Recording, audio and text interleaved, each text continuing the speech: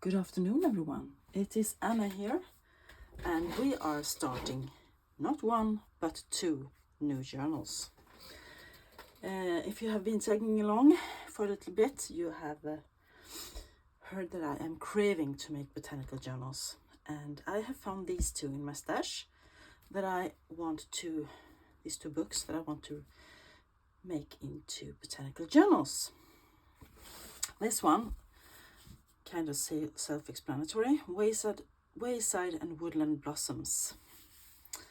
Lovely and grungy, and the dust jacket is beautiful, and it will be reused.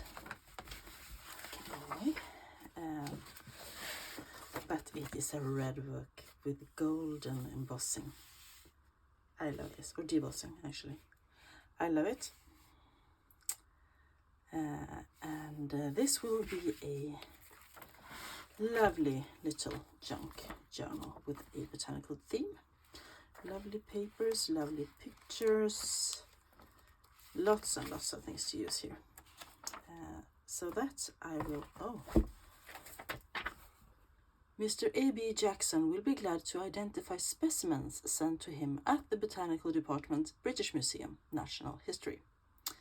They will travel best if put singly between sheets of newspaper and then placed flat between cardboard. Labels stating the source of the plant, the collector's name and date of collection should accompany the specimen. Not more than 3 specimens should be sent at any time. That will definitely go back into the book.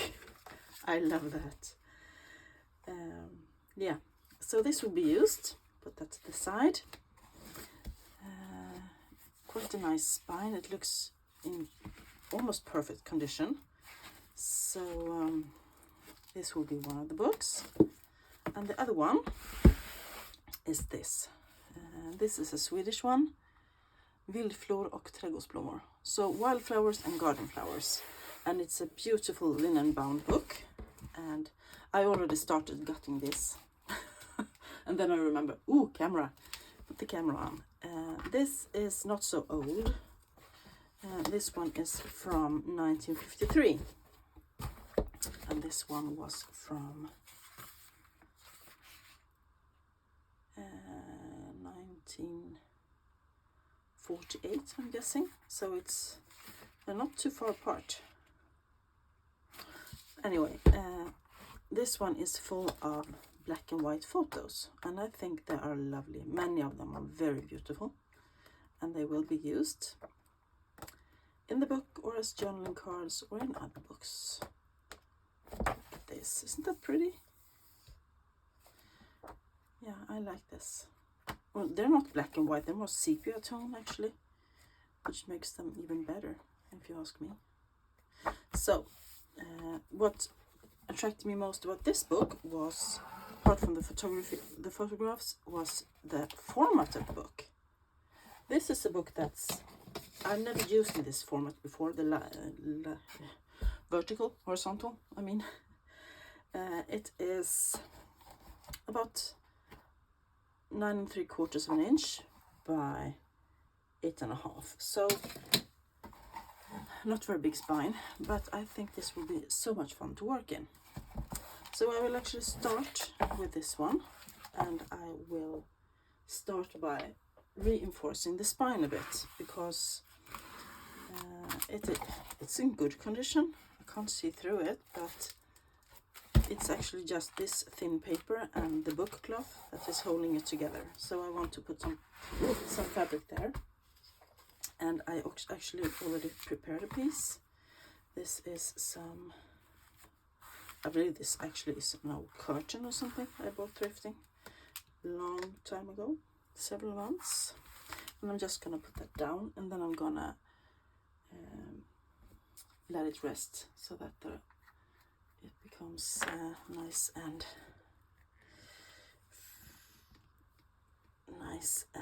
stable. Not stable.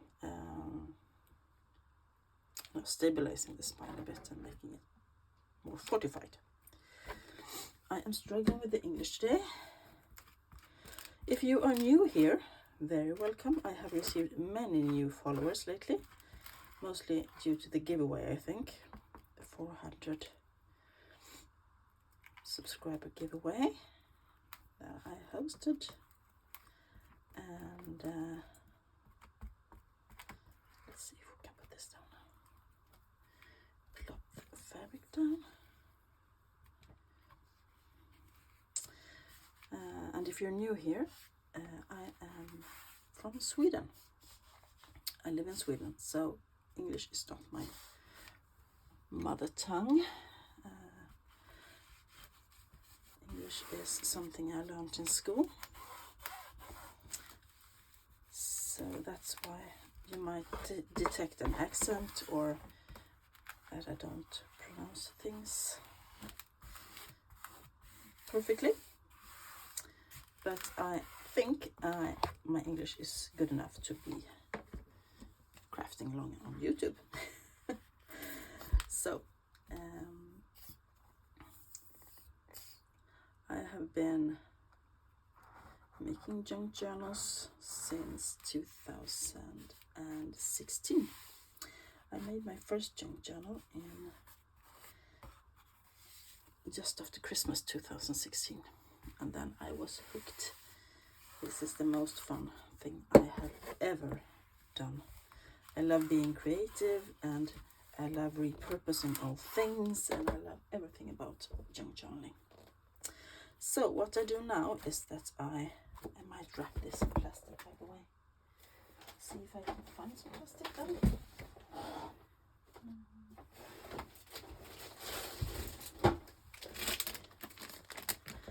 Just do like this, and then I will put it back in so that, excuse the crackling noises, so that the spine remembers its old shape, because I don't want it to become flat. I want it to keep the hinges here, and I want it to nice and sturdy and lovely.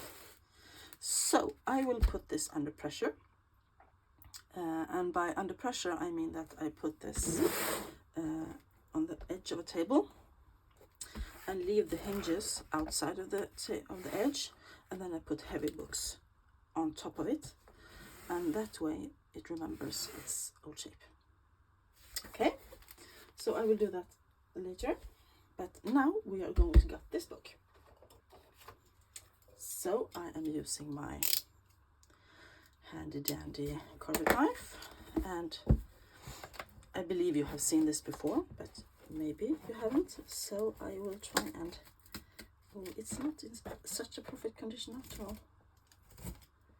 I'm just using the tip of my blade, carefully cutting down. I almost feel that crack. And I'm carefully trying not to cut into the spine of the book, but to keep it closer to the text block.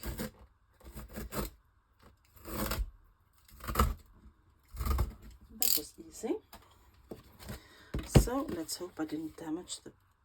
No, I didn't. Good. And we have a nice text block there. I will not start pulling papers out of the text block, not on this one and not on this one, because I want the text block to be complete when I let them rest overnight, to be, remember, you know, keep the shape. So I want to get rid of some of the old dusty thing here before I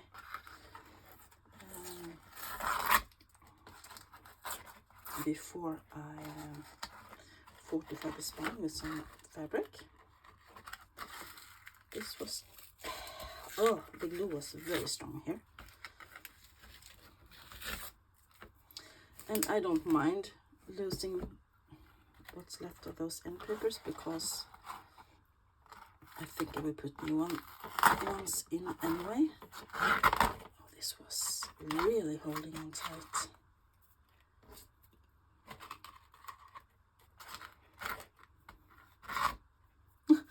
It's like I'm pulling it fiber by fiber. Let's see if it's better on this side. No. it's holding on for dear life. Normally I can just, you know, get a corner of it and then pull and everything just comes along, but I believe it's because they have used quite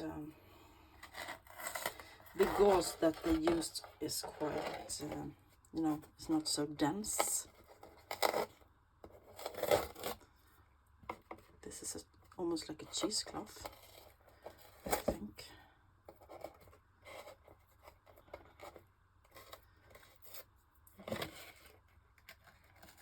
I will have to do a bit of work here, I think. You shouldn't have to watch me just rip at the book. I will pause and do all the ripping and then I will be back.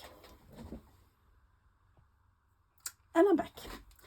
As you can see, I did not take very much off because it was actually almost falling apart. Oh dear. That's not good. Because it's glued so hard to the book itself, cover itself. So, oh no. I think I'm actually gonna leave it. Let's see if I can get some glue here. Yeah, I'm gonna leave it as it is and just glue down the fabric I'm using to reinforce the spine. And I'm gonna use this. This is quite thin. It's actually a coffee dyed napkin. I found the napkin thrifting and it was lovely colors, but very, very, you know,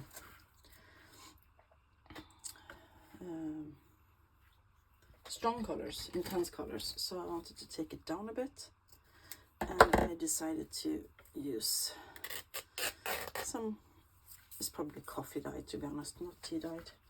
And I'm just gonna put that down. So I'm gonna need a good piece of it. And maybe something like that. That ripped easily. So, as I said, quite thin, but this will do the job because there will be other fabrics and there will be any papers on top of that later. And once again, I am using my trusty art glitter glue to glue it down, and I am just plopping a bit of it out of the bottle. And this time I will not forget to put the lid on, as I did last time. I bet you all yelled at the screen, and I put the lid on. And then I'm spreading it with this. This is a silicone makeup brush, which is one of my most used tools, except for scissors and rulers and things in my junk journaling. I have a few of them with different, this one is rounded, I have some that is pointed, I have small ones like lip brushes out of silicone, and I use them all the time in my crafting. And they're often quite cheap to buy as well. If you do go to like the dollar store or spaces like that, places like that. So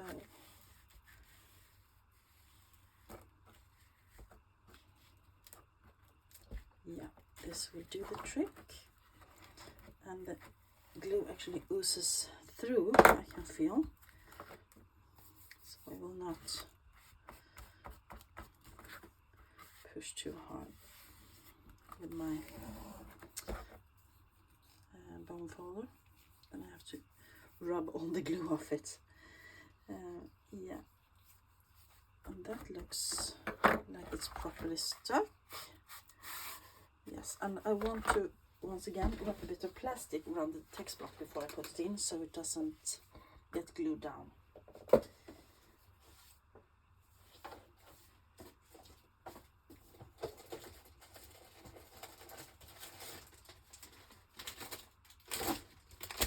And since this is a smaller book, I will use a smaller piece of plastic. That's logic for you.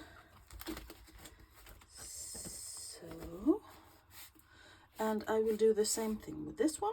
I will put it against the edge of a table and put heavy things upon it. So that is the 2 botanical journals that I am starting. And I have actually, when I measured this one, I realized that I just pulled out some papers. The coffee dye paper or tea dye paper is wide enough, but not tall enough, of course. So this is how much I will have to fold on each page. So there will be Franken pages on this one as well. And I am very much looking forward to working in that format. It will be so much fun to do something new. And I am trying to make new things this year. So that will be all for me for today. A short and sweet video with me starting 2 botanical journals. I will be back quite soon, I think. And if not before, on Wednesday, when I have my Use It or Lose It Wednesdays. If you like this video, please give it a thumbs up. If you haven't subscribed already, please do. I will be very happy, and it helps my channel to grow. If you have any questions, ideas, anything, just want to say hi, put them down below. Thanks you all for watching. Bye.